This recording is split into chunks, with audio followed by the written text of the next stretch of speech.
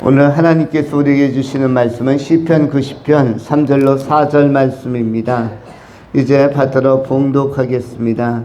주께서 사람을 티끌로 들어가게 하시고 말씀하시기를 너희 인생들은 돌아가라 하셨사오니 주의 목조에는 천년이 지나간 어제 같으며 밤의 한순간 같을 뿐임이니이다. 아멘. 오늘 시편 90편 는 모세의 기도로 알려진 내용이기도 합니다. 아마 다윗에게 있어서 많은 고대 문헌 가운데서 이 모세라는 분에 관한 여러 자료들은 굉장히 큰 감명과 도전을 주었고 하나님과의 관계를 재정립하는 데 있어서 모세오경을 포함한 이 모세의 기도와 모세의 신앙이 굉장한 자극과 모범과 교훈을 준 것입니다. 그래서 시편 90편을 모세의 기도임에도 불구하고 오늘 시편의 서책 가운데 한 페이지로 장을 마련해서 90편에 기록을 하고 있습니다. 오늘 제목은 천년은 하루같이입니다. 두 가지로 본문을 나눠 상고합니다. 첫 번째, 돌아가는 인생.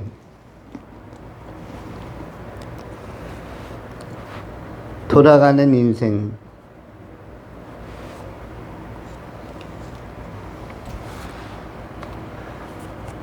두 번째는 영원한 영생.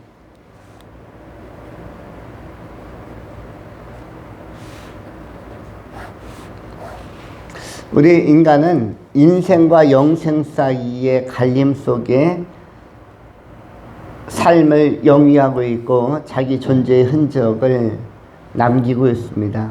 인생과 영생 사이에 자리하고 있는데 인생은 아시는 것처럼 짧으면 짧게, 짧으면 한 70년, 길면 100년 이렇게 인생은 그러한 한시적인 시간을 가지고 있고 영생은 무한성을 가지고 있습니다. 그래서 차원을 달리하는 두 개의 시간을 우리는 살아볼 수가 있는데 사계절의 순환이 있고 그리고 생로병사의 변화가 감지되는 인생을 현재 우리는 먼저 맛보고 있고 인생 다음에 그 다음에 영생이란 차원의 또 다른 시간 안에 또 다른 흐름 안에 우리는 나아가기 위해서 준비하고 있는 것입니다. 먼저 생각하는 것은 3절에 주께서 사람을 티끌로 돌아가게 하시고 말씀하시기를 너희 인생들은 돌아가라 하셨사오니 돌아가다. 최근에도 이순재라는 유명한 탤런트 영화 배우가 세상을 떠났는데 92년 동안 인생을 살고 돌아가셨습니다. 어떻게 보면 돌아가다라는 표현은 굉장히 성서적인 표현이라고 할 수가 있습니다. 지상에 한 번 온 사람은 돌아가는 것인데 지상에 출발시키고 우리 인간으로 살게 하신 것도 하나님이시고 또 돌아가서 만나 뵐 분도 역시 하나님이신 것입니다.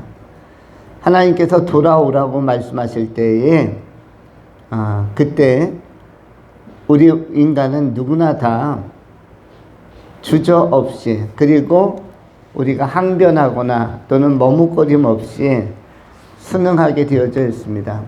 돌아가기 전에 첫 번째 증상 중에 하나는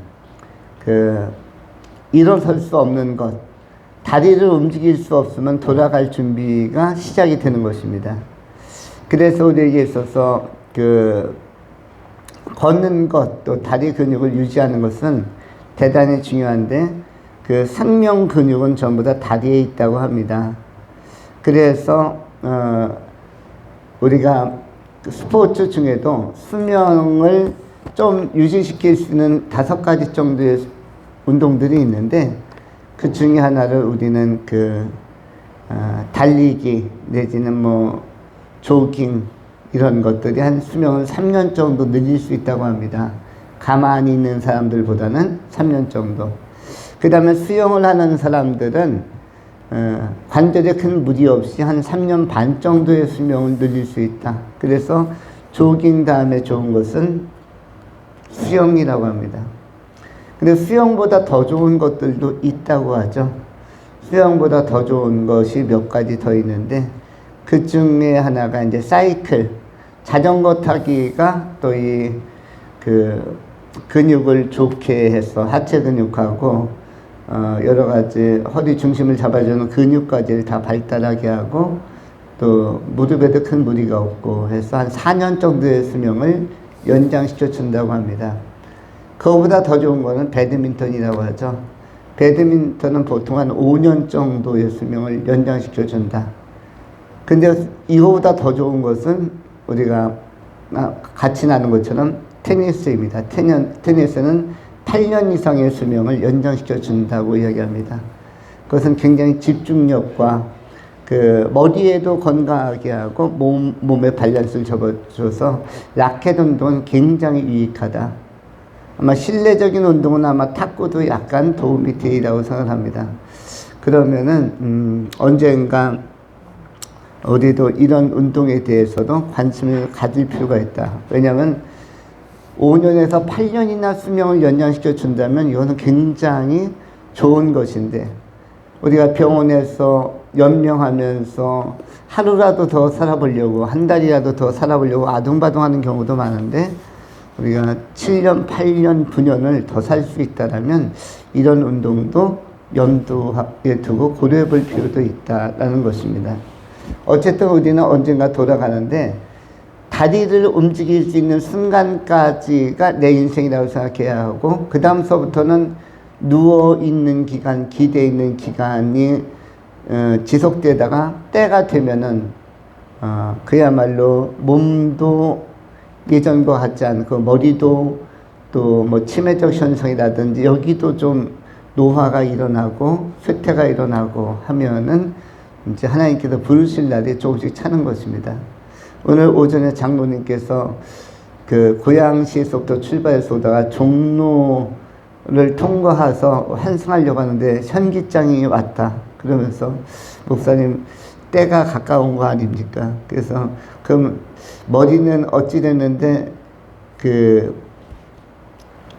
다리는 괜찮으셨습니까? 여기 교회까지 오는데 다리는 이상이 없었는데 머리가 흔들거렸다. 그러면 아마 이거 하나 드시면 좋을 것입니다. 해가지고 제 방에 찾아보니까 녹용하고 홍삼 선물 받았던 게 있어서, 이게 이제 액기스로 되어 있는 액체였는데 그걸 2개를 갖다 드렸습니다. 근데 받아가지고 컵에다 따라 드렸는데 마시기도 전에 갑자기 상태가 좋아지기 시작했다. 냄새만 맡아도 머리가 너무 향긋하니 힘이 난다고. 그래서 아직 마시질 않았어요. 이렇게 컵을 냄새를 맡아보시더니, 그러더니 한 잔 다 드시더니 아주 거뜬하다고. 그래서 제가 다리 힘이 있으시면 앞으로 5년은 끄떡없고, 조금 더 잘 관리하시면은 10년도 아마 괜찮으실 겁니다. 왜냐하면 특별히 예배 활동을 하고 기도 생활을 하기 때문에 정신이 맑고 건강하면, 거기다가 또 고양시서부터 오면서 걷는 거리가 상당히 많을 것입니다. 집에서 나와서 역까지 갈 것이고, 또 이렇게 환승하면서도 많이 걷기 때문에 걷는 양이 많아서 그 정도 운동량이면 아마 상당한 세월을 더 지상에서 살 수 있지 않을까 생각이 듭니다. 김영석 교수님이라는 분이 지금 108세라는데 지금도 자전거를 탄다고 하고 있습니다. 이런 것들 우리에게 있어서도 나중에 한번 우리도 실천해 볼 수 있는 것이 아닐까. 하나님을 경외하는 마음 가지고 신앙생활 잘 하면서 꾸준히 장수에 도움이 되는 운동을 하고 있는 것 같습니다.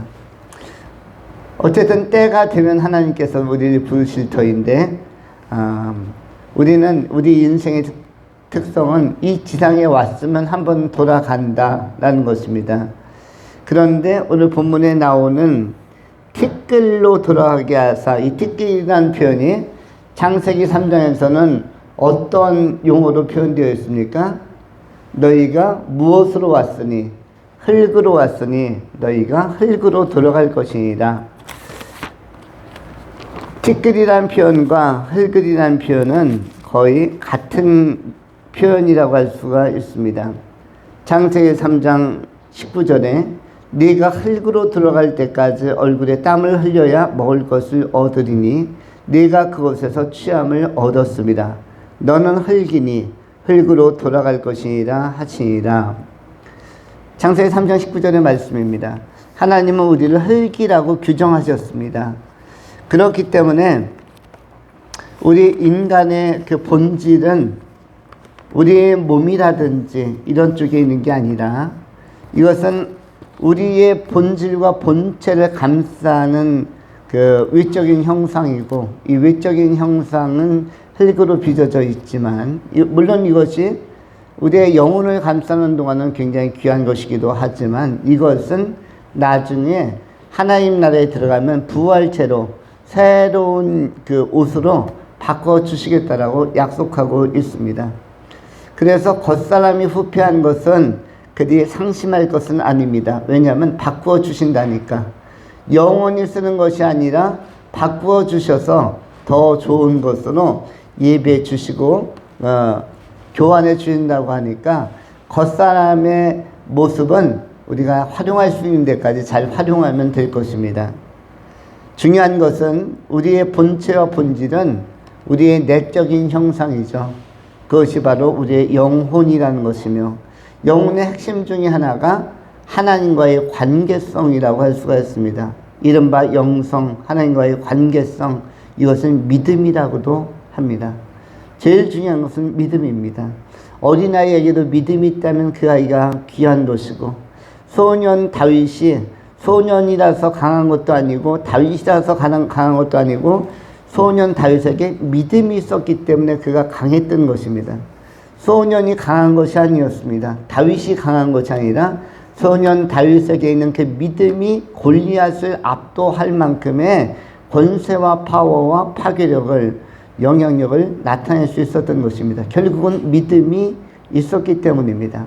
믿음이 소년을 강하게 했고, 믿음이 소년을 아름답게 했고, 믿음이 골리앗을 이길 수 있는 권세로 나타나게 된 것입니다. 중요한 것은 어릴 때의 믿음도 중요하고, 청소년기의 믿음, 다니엘의 믿음도 중요하고, 또 청년의 믿음, 또 장년의 믿음, 스데반과 같은 그런 30대의 믿음도 중요하고, 또한 40대, 50대, 또 연로했던 사무엘의 믿음, 모세의 90대의 빛나는 믿음, 아브라함의 100세가 넘어서의 믿음, 이 모든 것들이 믿음의 이 능력들, 믿음의 향기들이 나이에 관계없이 계속 중요한 것입니다.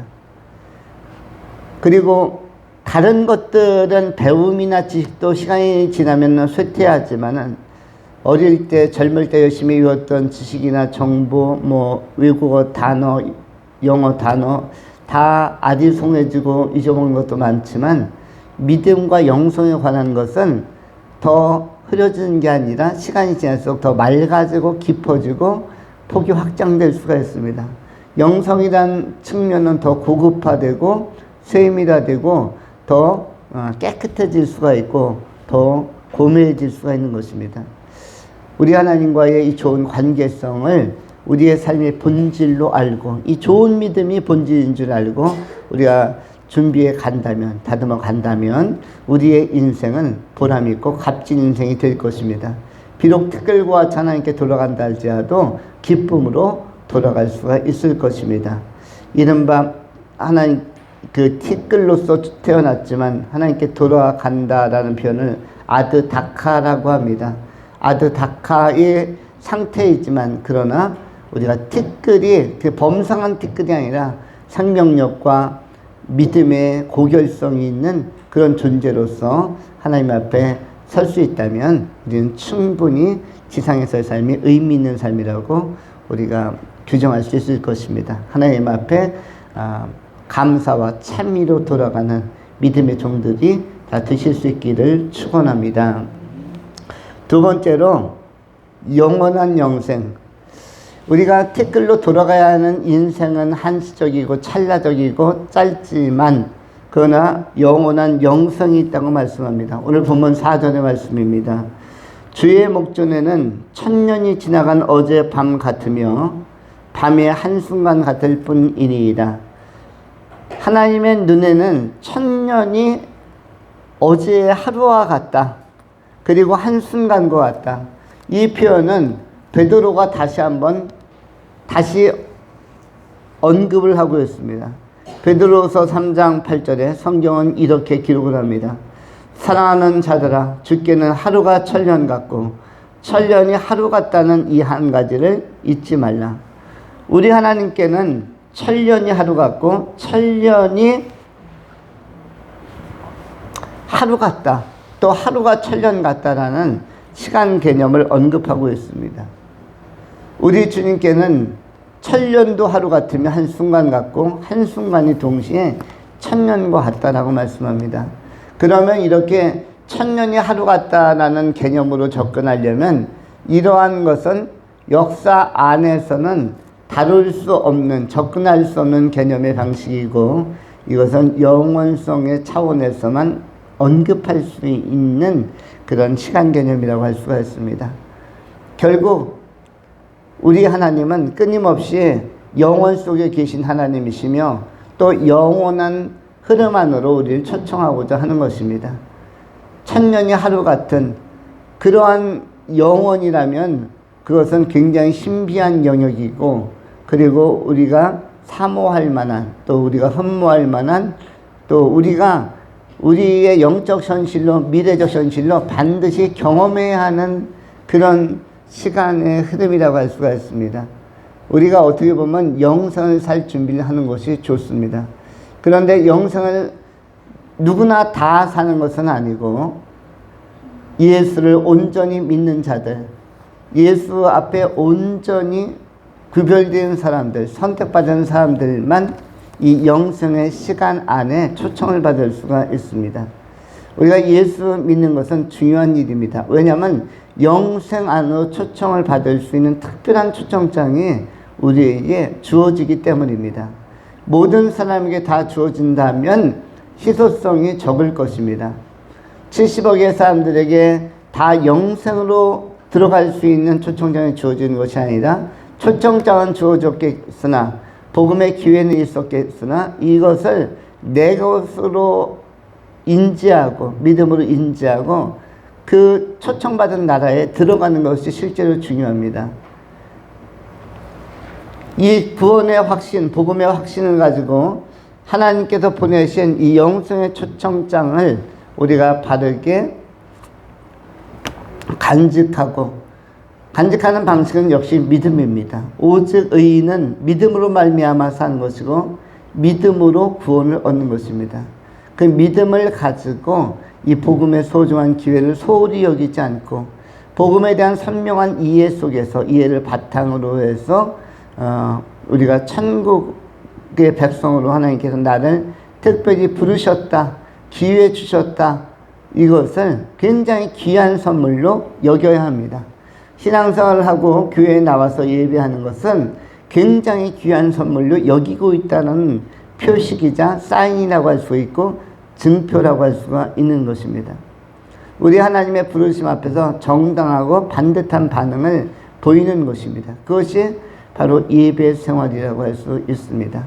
우리는 남은 생에 하나님께서 주신 예수 그리스도를 통해서 주신 이 고귀한 복음의 기회를 제대로 포착하고 믿음을 잘 키워서 반드시 영원한 생명의 나라에 들어가야 할 것입니다.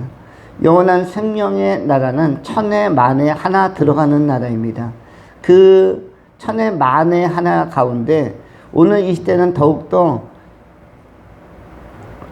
낙타가 바늘길 들어가는 것이 좁은 것처럼 더 좁아지고 있는 실제적으로 많은 사람들의 마음밭이 흐트러져 있어서 이 고귀한 선물이 고귀하다는 사실을 많이 깨닫지 못하고 많이 망각하고 있습니다. 굉장히 많이 이 귀한 선물, 이 복음을 잊어버리거나 아니면은 놓치고 또는 간과하고 살고 있다는 것입니다. 하나님은 반드시 우리를 어느 때인가 인간을 부르시는데 준비되지 아니하는 사람들은, 그야말로 등잔에 기름이 준비되어 있지 않은 사람들, 믿음을 현재적으로 계속 유지하지 않는 사람들은 이 좋은 기회를 놓칠 수밖에 없고, 주님 다시 오실 때, 신랑 오실 때, 우리를 영생으로 초청하실 때에 형식만 남아있고 그 안에 기름이 없어서 하나님 나라에 들어가는데 굉장한 그 지장이 초래되는 것입니다. 그런 심각한 위기가 오지 않도록 일상성 속에서 이렇게 범상적이고 평범한 날들 동안 복음을 잘 이해하고 믿음 생활을 잘 해서 주님께서 언제 부르시더라도 우리가 흔쾌히 주님 내가 여기 있사오니 나를 받으소서, 주님 내가 여기 있사오니 나를 보내소서, 주님 내가 여기 있사오니 나를 영접하소서, 이런 기쁜 고백을 가지고 흔쾌하게 우리 영생하신 하나님 나라에 합류할 수 있는 준비를 항상 해야 할 것입니다. 영원한 영생의 나라에 다 들어가는 건전하고 건강한 믿음을 가진 깨어있는 신앙인들이 다 되실 수 있기를 축원합니다. 기도하겠습니다. 할렐루야. 존귀하시며 거룩하신 하나님, 크신 하나님의 놀라우신 사랑과 또 놀라우신 은혜와 그 선물을 인하여 감사함을 드립니다.